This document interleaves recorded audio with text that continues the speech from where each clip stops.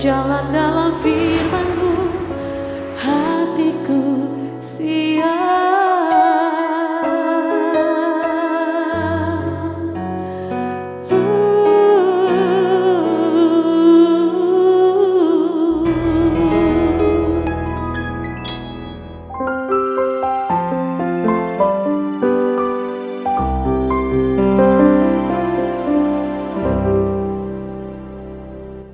Salam, God's lover yang dikasihi oleh Tuhan Yesus Kristus. Senang kita boleh bersama-sama kembali dalam acara Raise and God. Kita akan menikmati hadirat Tuhan bersama-sama melalui pujian penyembahan kita.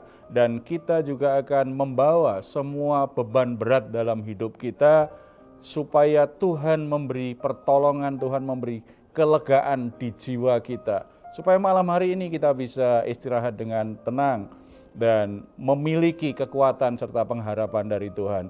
Tuhan Yesus berkata kepada kita semua, "Marilah kepadaku semua yang letih lesu dan berbeban berat, aku akan memberikan kelegaan kepadamu." Mari kita percayai kebenaran firman Tuhan ini. Kita bersatu dalam doa. Bapa di surga, kami menghampiri tata kasih karunia-Mu karena percaya bahwa Engkaulah satu-satunya Tuhan yang kami sembah, yang tidak pernah mengecewakan kami, yang selalu memberikan kasih karunia, penyertaan dalam hidup kami. Engkau layak menerima segala puji, hormat, dan kemuliaan dari kami semuanya. Bapa, kami juga bersyukur karena Engkau senantiasa mengundang kami untuk datang kepadamu, untuk menikmati hadirat-Mu. Kami membawa semua pergumulan beban berat kami kepadamu. Biarlah kami boleh meletakkannya di bawah salib Kristus, dan kami percaya pertolongan, anugerah, kelegaan yang dari Tuhan akan kami nikmati malam hari ini. Terpuji nama-Mu di dalam nama Tuhan Yesus Kristus. Amin. Haleluya, Engkaulah pengharapan, Engkaulah Yesus Tuhan. Haleluya, Tuhan, Kaulah pengharapanku. Ku percaya hanya kepadamu, Yesus. Kaulah perlindunganku, Engkau yang selalu ku puji. Tuhan, Kaulah pengharapanku. Ku percaya hanya kepadamu, Yesus. Kaulah perlindunganku, Engkau yang selalu ku puji. Mulutku penuh dengan pujian kepadamu, ya Yesus Tuhan. Sepanjang hari ku beri penghormatan kepadamu, ya Allahku. Mulutku penuh pujian, mulutku penuh dengan pujian kepadamu, ya Yesus Tuhan. Sepanjang hari ku beri penghormatan kepadamu, ya Allahku.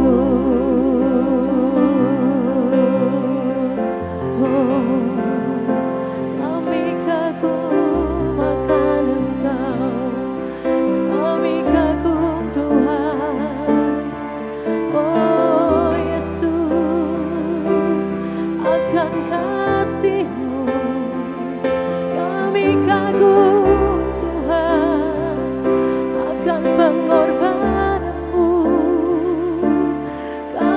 kagum Yesus akan kesetiaan-Mu. Oh, terima kasih. Terima kasih Yesus, Engkau ajaib, Engkau mulia Tuhan. Terima kasih. Haleluya, haleluya. Terima kasih. Oh Yesus.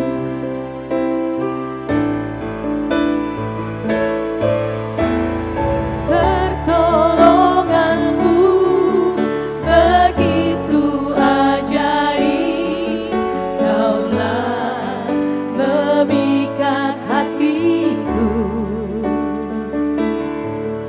Di saat aku tak sanggup lagi, di situ tangan-Mu bekerja. Pertolongan-Mu begitu ajaib, Kau telah memikat hatiku. Kini mataku tertuju padamu, ku rasakan kasih-Mu Tuhan. Kini mataku tertuju padamu, ku rasakan kasih-Mu Tuhan.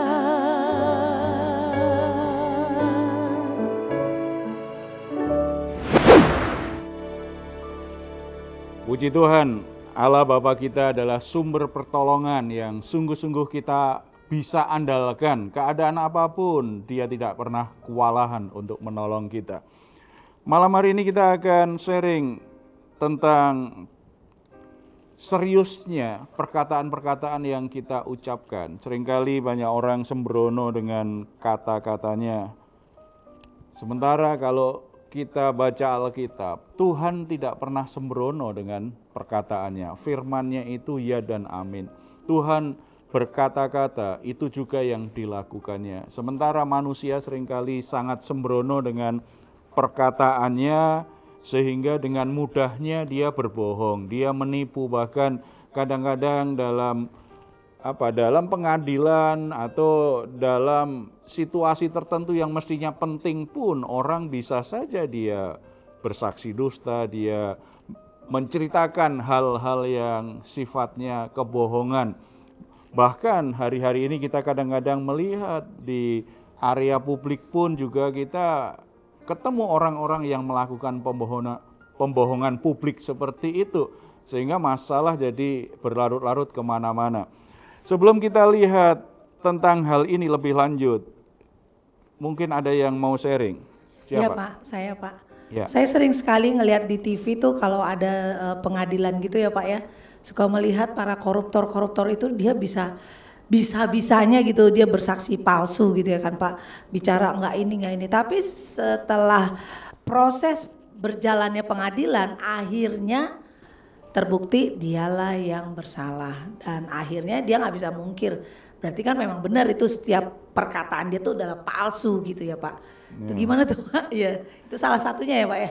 Ya bisa aja, orang kadang-kadang kan orang bersaksi palsu, berkata palsu itu kan banyak alasan ya. Salah satunya membela diri, cari pembenaran supaya tidak dihukum, supaya tidak bertanggung jawab dengan kesalahannya gitu, berbohong supaya menguntungkan dirinya, tidak peduli apakah orang lain akhirnya dirugikan dengan kesaksian palsunya. Nah, kalau ini bicara dengan pengadilan negara, ya hati-hati karena setiap kebohongan akan berhadapan dengan hukum yang berlaku. Kita lihat Tuhan itu kalau bicara tentang perkataannya selalu dikaitkan dengan hati kita. Ya, sebelum kita lihat itu kita akan baca dulu Matius pasal 12 ayat 33 sampai 37. Dari beberapa ayat itu kita bisa mengerti bahwa hati manusia itu diumpamakan dengan dua hal. Yang pertama seperti mata air. Makanya di ayat yang ke-34 di situ ditulis seperti ini. 34a B ya. Karena yang diucapkan mulut meluap dari hatinya. Jadi meluap dari hatinya itu kan seperti mata air. Mata air itu mengeluarkan air kemudian meluap keluar. Apa yang ada di hati seseorang itu meluap melalui perkataannya. Dengan kata lain, kata-kata yang diucapkan orang itu luapan hatinya. Nah, kalau dia melakukan kebohongan, mungkin ceritanya itu bagian dari rekayasa yang ada di hatinya kan, kebohongan yang ada di hatinya. Hati juga diumpamakan seperti gudang di ayat 35.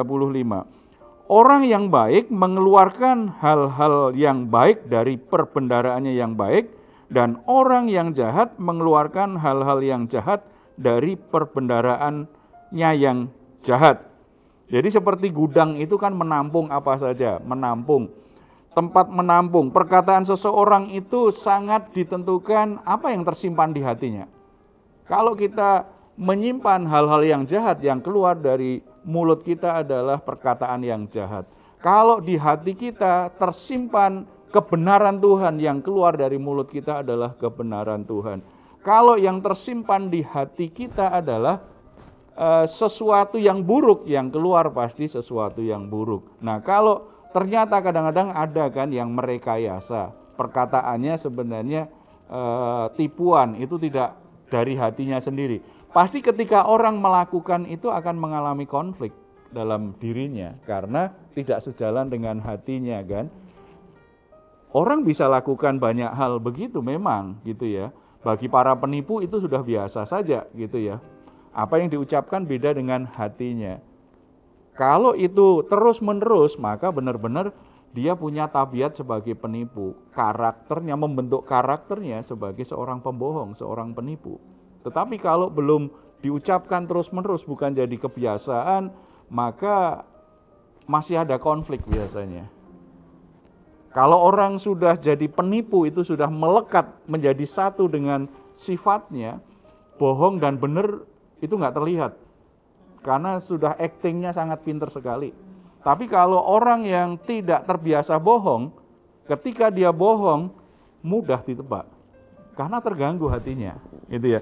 Jadi hal-hal seperti ini kita mesti perhatikan. Karena apa yang kita ucapkan itu lahir dari hati kita, berarti kita perlu memperhatikan hati kita. Hati kita perlu perhatikan karena itu terkait dengan kecenderungan kita untuk berbicara. Kalau ingin mengendalikan lidah, perhatikan hatimu. Kalau ingin apa yang di hatimu baik, yang diucapkan pun juga mesti diajar. Jadi dua hal yang sangat terkait ini antara hati dan perkataan. Kalau begitu Pak, Tuhan itu tidak hanya menghakimi hati manusia, tetapi juga menghakimi apa yang diucapkan oleh manusia ya Pak ya? Iya betul sekali. Kadang-kadang kan ada orang berkata, kalau ini yang paling pinter bohong ya. Kalau pinter bohong itu ditanya, kamu bohong? Oh enggak, kadang-kadang dia bersumpah. Sumpahnya pun juga palsu juga kan, demi Tuhan. Tuhan lihat hatiku lah, aku enggak ada niat seperti itu. Tadi benar-benar apa yang aku ucapkan itu hanya keseleo lidah saja. Ya, kadang-kadang orang bisa sampai seperti itu ya. Sepertinya sesuatu yang terpisah, perkataan dan hati orang itu sangat terkait sekali. Bahkan kalau kita ingin tahu hati orang, lihat aja kecenderungan berbicara. Makanya kalau bicara penghakiman Tuhan, Tuhan tidak hanya melihat yang di hati. Tuhan memang melihat hati, manusia tidak bisa melihat hati orang. Tetapi dari kata-katanya akhirnya kita bisa tebak hatinya seperti apa.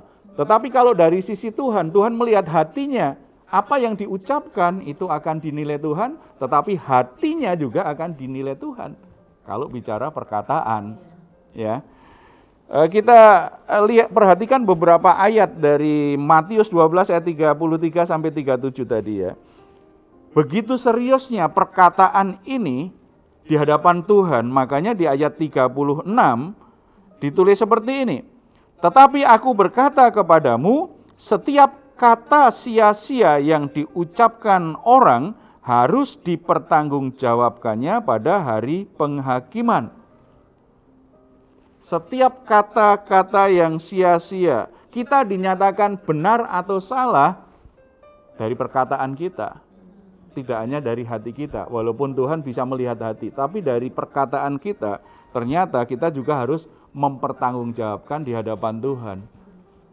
Secara hukum negara juga begitu kan? Setiap kesaksian, ucapan-ucapan yang disampaikan orang yang menjadi saksi di pengadilan, itu juga harus dipertanggungjawabkan. Kalau ternyata kesaksiannya palsu, dia bisa kena jerat hukum juga. Di hadapan Tuhan ternyata juga begitu. Harus mempertanggungjawabkan setiap kata sia-sia yang diucapkan.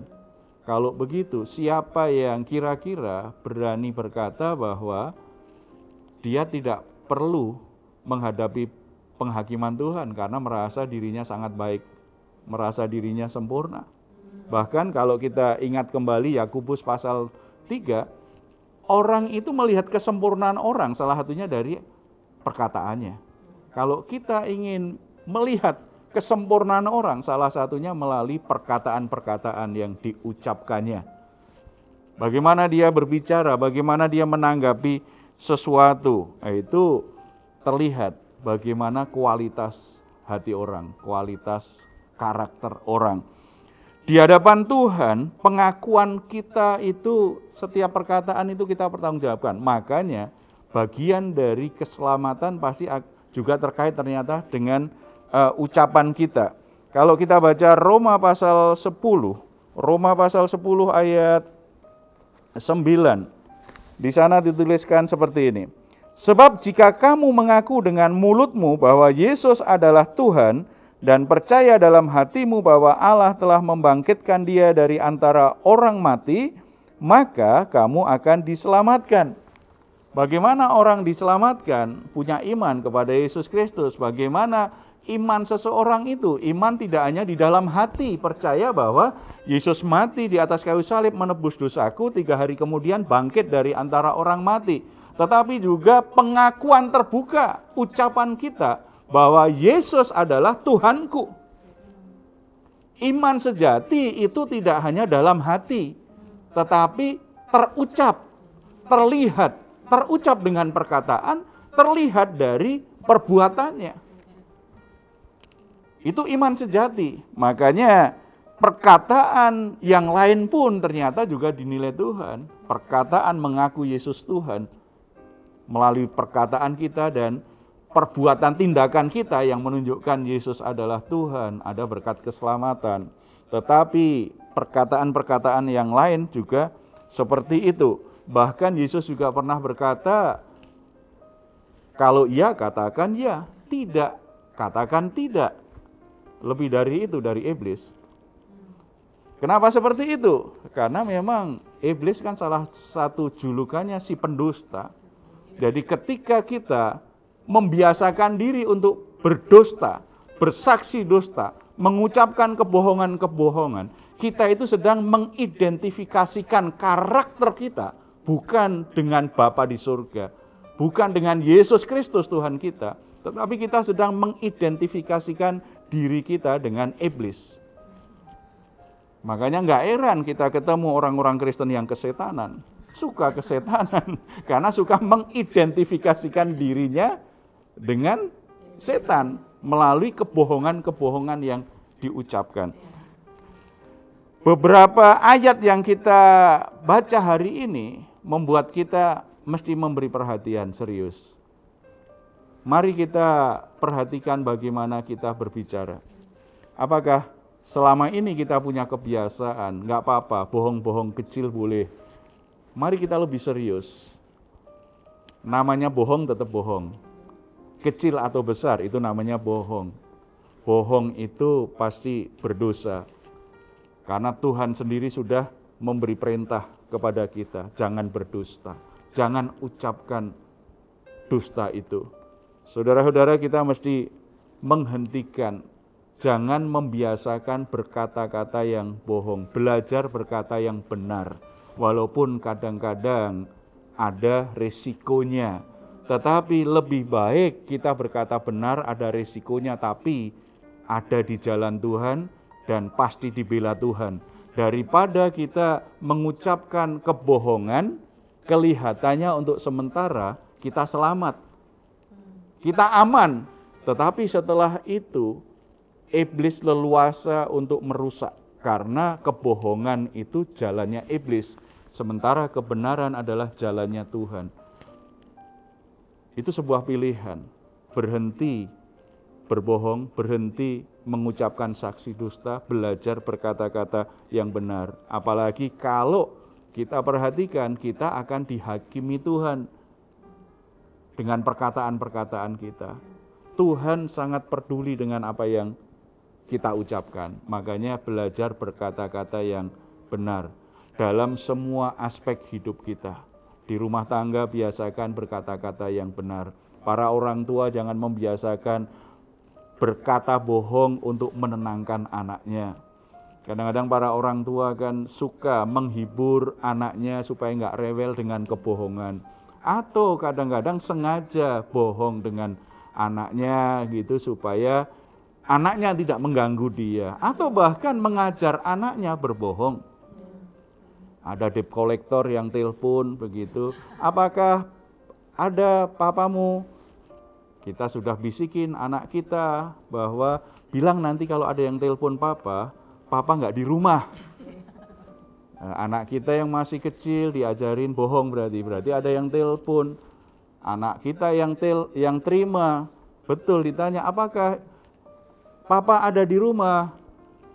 Anaknya polos berkata, tadi papa bilang supaya saya bilang papa nggak ada. Anak kadang-kadang awal-awal nggak pinter untuk bohong, tetapi kalau diajarin begitu terus, makin lama anak kita jadi pinter berbohong, dan korban selanjutnya siapa? Kita sebagai orang tua. Jadi kalau para orang tua kadang-kadang susah hati gitu, karena ternyata anaknya suka berbohong, jangan-jangan dari kecil sudah diajarin, dibiasakan bahwa bohong-bohong kecil nggak apa-apa. Jadi mulai dari rumah belajar mengajarkan anak jujur. Orang tua belajar menjadi teladan, bagaimana bersikap jujur, bagaimana berkata itu yang benar, bagaimana berkata-kata itu bisa dipertanggungjawabkan. Sehingga ketika itu sudah menjadi nilai dalam keluarga, kita bisa tingkatkan lagi.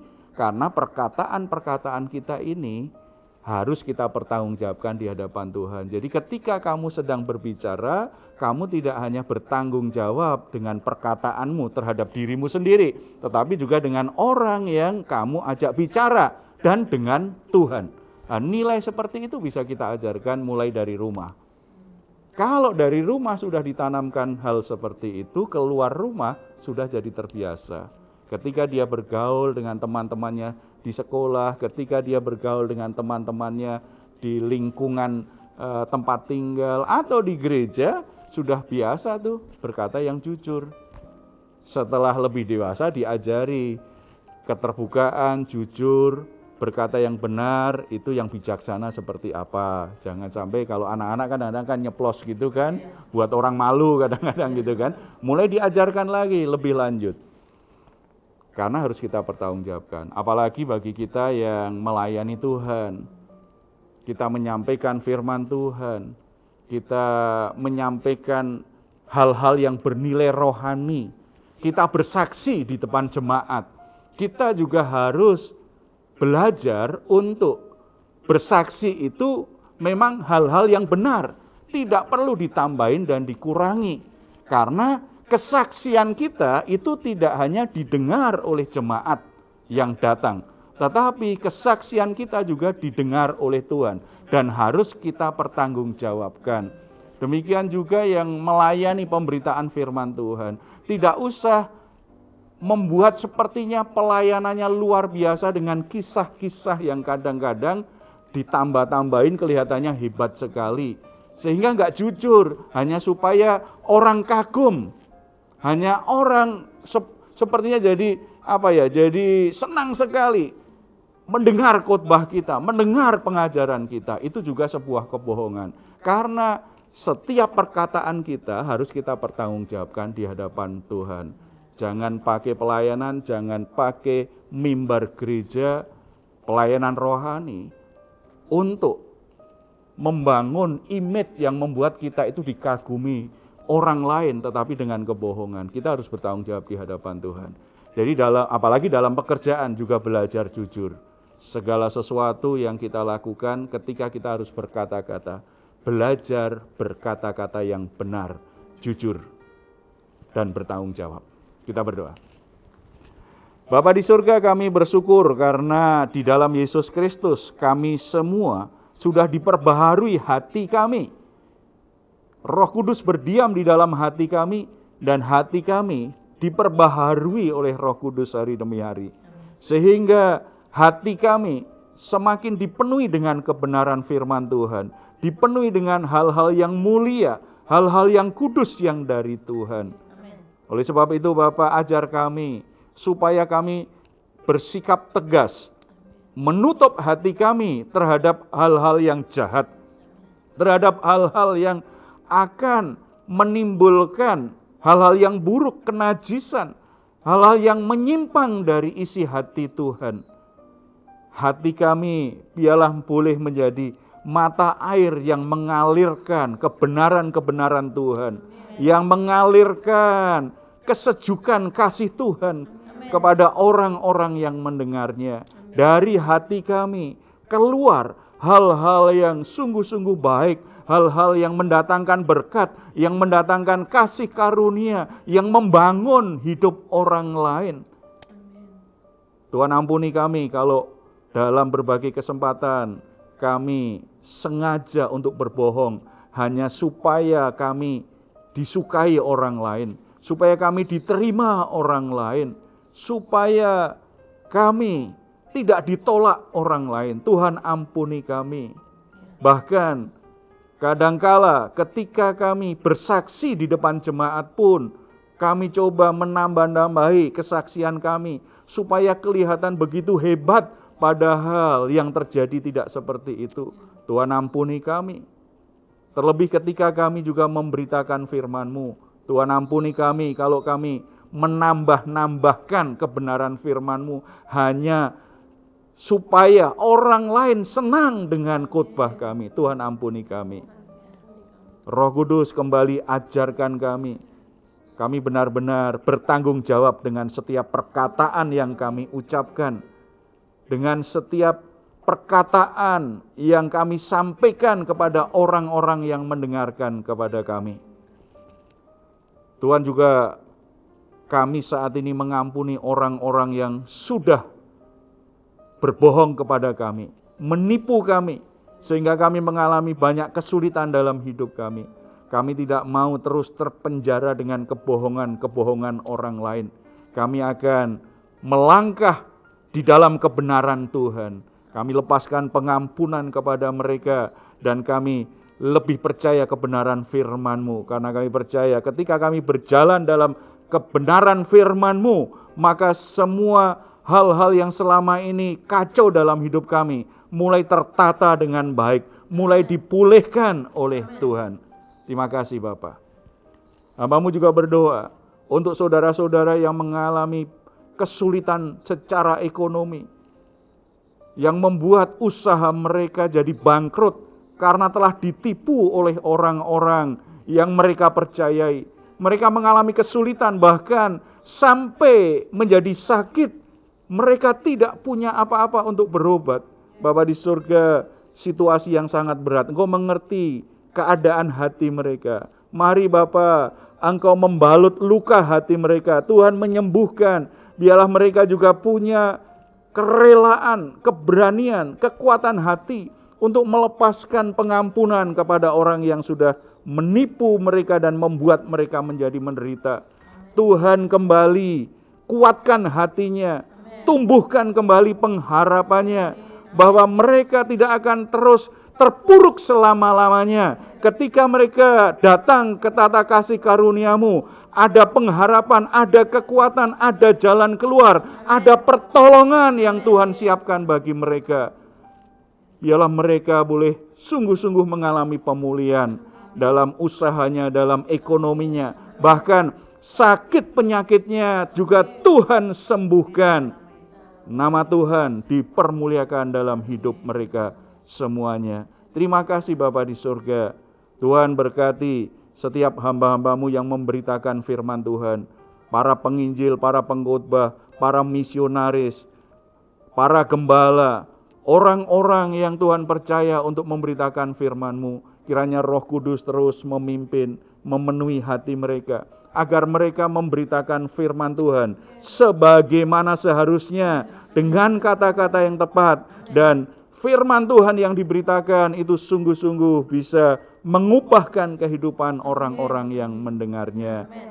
Setiap pengajaran palsu, setiap manipulasi pengajaran, Roh Kudus bekerja dengan cara-Mu yang ajaib, supaya semuanya boleh dihentikan, dan orang-orang yang melakukannya dijamah Tuhan bertobat dari niat-niat jahatnya dalam pekerjaan-Mu Tuhan. Terima kasih Bapa. Berkati bangsa negara kami senantiasa ada dalam damai sejahtera Tuhan, senantiasa dalam kebaikan, dalam pertolongan Tuhan. Semua situasi sulit bisa diatasi karena Tuhanlah yang menyertai para pemimpin bangsa kami dan memberkati bangsa kami semuanya. Terpuji nama-Mu dalam nama Tuhan Yesus. Kami berdoa. Amin. Puji Tuhan, saudara-saudara yang dikasih oleh Tuhan Yesus Kristus.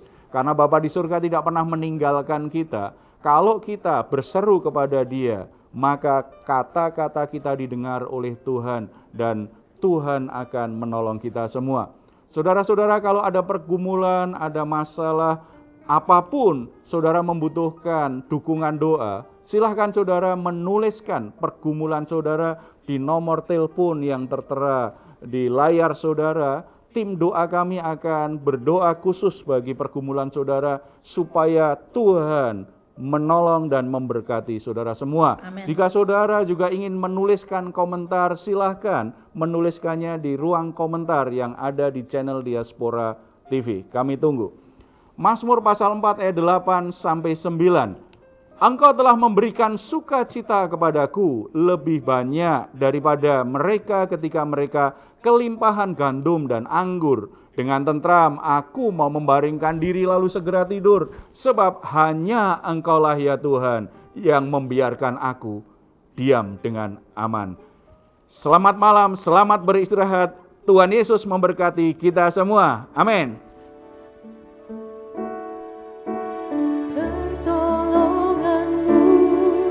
Begitu ajaib, Kau telah memikat hatiku. Di saat aku tak sanggup